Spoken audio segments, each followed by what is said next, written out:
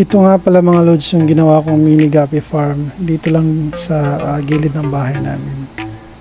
Simple lang mga lods, gumawa lang ako ng bubong para hindi siya maarawan at saka hindi siya maulanan. Iba kasi yung aquarium mga lods kapag ka naaarawan, nilulumot. Okay lang naman kahit magkaroon ng algae, ng lumot, basta wag lang masyado. Kasi maganda din naman sa isda yung lumot mga lods. So ayan, may mga konting aquarium na ako dito. Bala ko sanang lagyan lang to lahat ng guppy tanks, kaso konting guppy tanks pa lang na meron ako dito. So nilagay ko na lang muna pansamantala itong 15 gallon tanks ko sa ibaba. Pang grow out naman sa mga fry ng guppies. So ganito lang yung sistema ng ginawa ko mga lods. Ayan, naglagay pa ako ng upuan dyan sa gitna. Kasi pag nagkakape ako, dyan ako umuupo mga lods. Nagre-relax pag si cellphone. Ayan, nakakawala din kasi ng stress yung pag-iisda. At saka yan mga lods, yan nga pala yung aerator ko. Highly, kaso 25 watts lang. Ayan, gumawa ako ng diaphragm para dyan papasok yung dyan mag-i-intact yung hangin bago ibuga doon sa mga aquarium tanks natin. So ganyan yung sistema mga lods kapag meron kayong aerator na ganyan. Gawan nyo na muna ng diaphragm. At saka para hindi madaling masira yung compressor na meron kayo sa bahay nyo. So mas maganda talaga na gawan nyo na muna ng ganyan.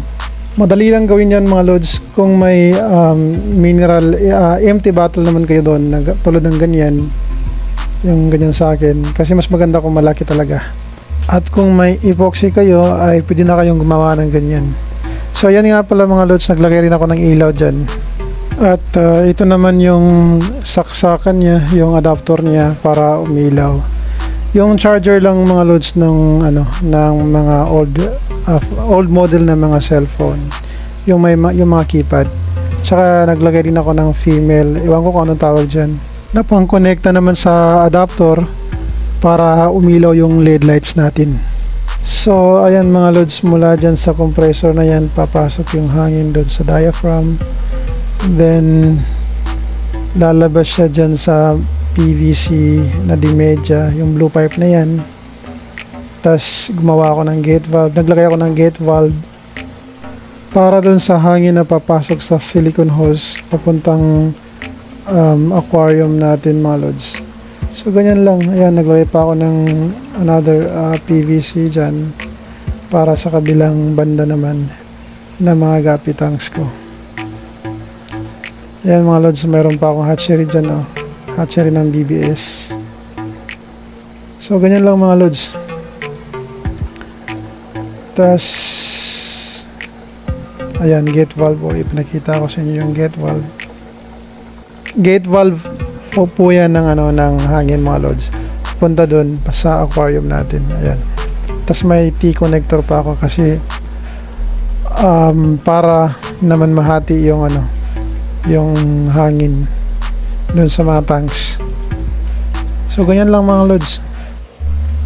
Kaso hindi na ganun kalakas yung buga ng hangin ng compressor ko mga lods, kasi matagal na kasi sa akin to.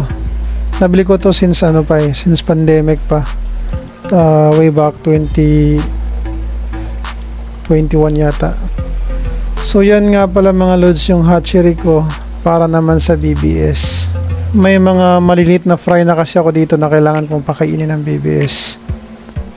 So ganyan lang din ang ginawa kong sistema para naman sa hatchery ko.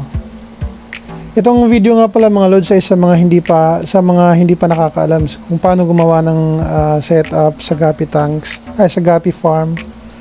So ito ay applicable lamang sa mga sa mga wala pang alam. Sa mga tulad kong may experience na. So hindi ko naman sinasabi na gayahin nyo to. Siyempre may mga mas magandang idea kayo kung paano nyo gawin yung sistema nyo, diba? So ito ay para sa sa mga baguhan lang. Itong setup naman kasi na to ay pang masa lang, pang mga beginners lang mga lods. Kaya applicable ito sa inyo. So gayahin nyo kung gusto nyong gayahin mga lods. Makakatipid kayo sa ganitong sistema. Karamihan kasi sa mga materialis na ginamit ko dito mga lods ay mga reused ko lang. Ayan, yung kahoy na ginamit ko sa gapi rack na yan ay mga dati ko pang kahoy yan. Ginawa ko lang ulit. Ayan mga lods, flex ko sa inyo yung alaga kong Chobifix. Yan naman ay bigay lang sa akin ng isang kaibigan na pinagbilhan ko ng gapi. So ayan, dumami na sila. Maganda kasi mga lods, pag may alaga kayong isda, may alaga kayong gapi, ay mag-culture din kayo ng pagkain, ng live foods nila. Para hindi nyo na kailangang bili ng bili, makakatipid pa kayo sa mga gastusin nyo sa pag-iisda nyo mga lods. So ayan mga lods, kung napapansin nyo ay hindi ko pa talaga nakuha yung gusto kong setup sa aking mini gapi farm. Kasi ayaw kong maglagay ng mga lods ng 15 gallons tank. Gusto ko lahat gapi tanks lang meron sa bawat rack ng aking gapi farm. Kaso kinapos ako sa budget mga lods, kaya tsaga-tsaga lang muna sa 15 gallon tanks. So ayan nga din pala yung setup ko mga lods sa mga iba ko pang isda. May mga kuya ko dito, balon molly, goldfish at tetra. Matagal na ako nag-iisda mga lods, natigil lang ako nung nakapagtrabaho ako sa Davao. Ayan, at tumigil naman ako sa pagtatrabaho at bumalik naman sa pag-iisda mga lods. Ito na yung ginagawa ko ngayon. Siguro magpo-full time na ako ngayon sa pag-iisda mga lods. Kahit papaano ay nakakatulong din naman ito sa mga gastusin sa bahay. Nakakawala pa ng stress mga lods. Magandang gawing libangan yung isda talaga mga lods. So ayan mga lods, ayan nga pala yung setup ng balon mollies ko. Kaso yung iba dyan wala pang laman, kasi isang strain pa lang meron ako sa balon molly. Medyo mahal kasi ang tryo ng balon mollies dito sa amin mga lods, pero pag-iipunan ko at saka bibili talaga ako ng pang starting ko.